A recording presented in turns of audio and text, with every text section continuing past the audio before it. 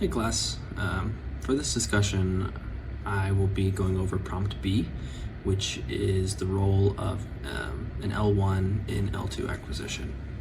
And one of the primary differences between first language or L1 acquisition and second language or L2 acquisition is that L2 learners don't begin with a blank slate. Children acquiring their first language are building their linguistic knowledge from the ground up.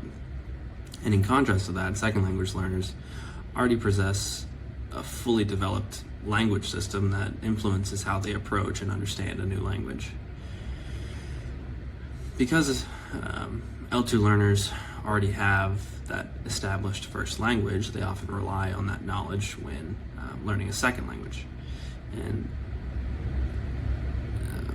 a phenomenon that is often seen with that is known as transfer, which Fromkin, Rodman, and Hyams in our textbook define as the application of rules from one's first language to a second language, and you can find that on page 417. Transfer can be beneficial when the two languages share similar grammatical or phonologic features, but it can also lead to errors when learners assume that rules from their first language apply equally well in the second language. Transfer is not the only difference seen in second language learners, because L2 learners frequently produce language or grammatical rules that do not come directly from either their first language or the target language, and this observation led to the concept of interlanguage grammar. Interlanguage grammar is a unique linguistic system that learners create as they progress towards proficiency in a second language. While it's influenced by both the learner's L1 and the target language, it also contains rules that belong to neither language. And as learners receive more input and experience, this interlanguage grammar develops and becomes more closely aligned with the grammar of the target language.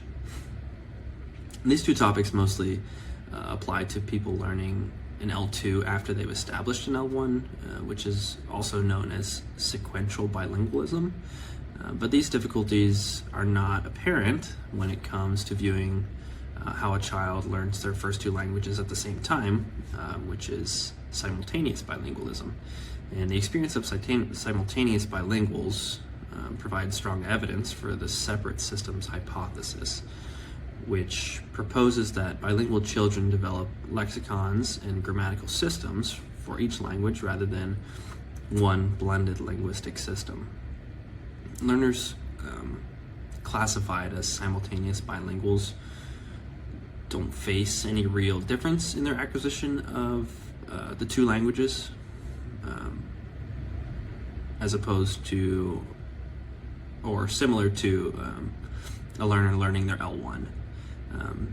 Since there is no ingrained L1 possibly hindering the simultaneous bilingual, sequential and simultaneous bilingual journeys are quite different.